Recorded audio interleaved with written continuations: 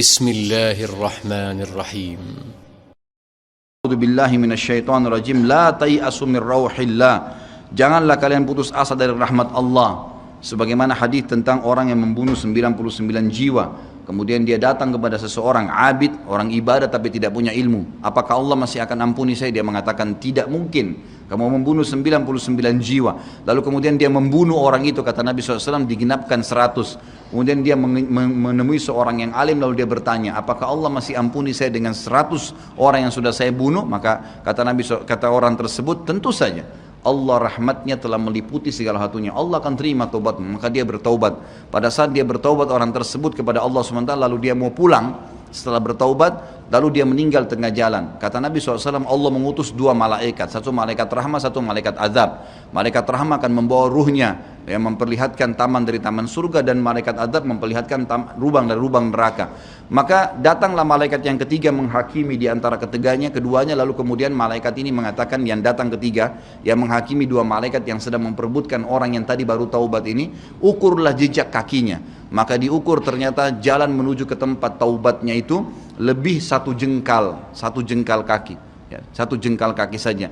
Maka dengan itu Allah masukkan dia ke dalam surga. 100 jiwa sudah dibunuh, teman-teman sekalian. Ini bukan main-main, dosa yang sangat besar, tapi rahmat Allah sangat luas. Az-Zumar ayat 53 kata Allah Subhanahu wa taala juga, a'udzubillahi minasyaitonirrajim, wala taqnatu min rahmatillah. Jangan pernah putus asa dari rahmat Allah Subhanahu wa taala. Paragraf terakhir yang saya bacakan, nanti insyaallah kita lanjutkan setelah salat ba'diyah Isya. Seorang muslim harus melihat bagaimana dahsyatnya siksaan Rabbnya. Allah SWT maha lembut, tapi jangan lupa Allah azabnya sangat pedih.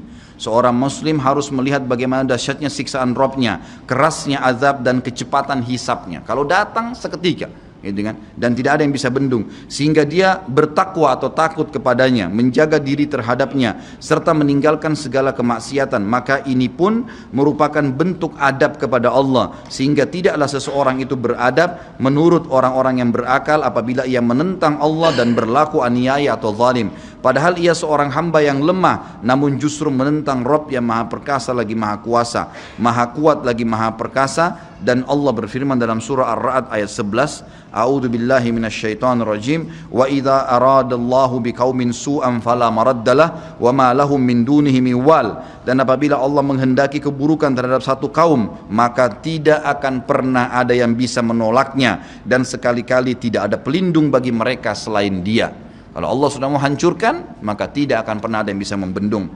Juga dikatakan dalam surah Al-Buruj ayat 12, a'udzubillahi minasyaitonirrajim, inna batsya rabbika lasyadid. Sesungguhnya azab Rabbmu benar-benar keras. Jadi teman-teman, jangan tantang Allah. Kalau anda buat dosa, lindungi, tutupilah dan bertaubat kepada Allah. Jangan tantang, nggak mungkin lah, masa Allah haramin, ya sudah diolok-olok orang yang berbuat ketaatan, ini berbahaya. Karena kalau datang azabnya Allah, Bapak Ibu sekalian, menyakitkan sekali, sangat luar biasa.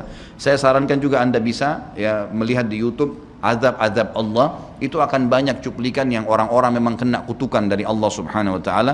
Bisa mudah-mudahan menambah iman kita. Ayat yang terakhir adalah surah Al-Imran ayat 4 yang bunyinya, a'udzubillahi minasyaitonirrajim, wallahu azizun dzuntiqam. Allah itu maha perkasa, maha mulia, dan Allah mempunyai balasan siksaan yang sangat keras.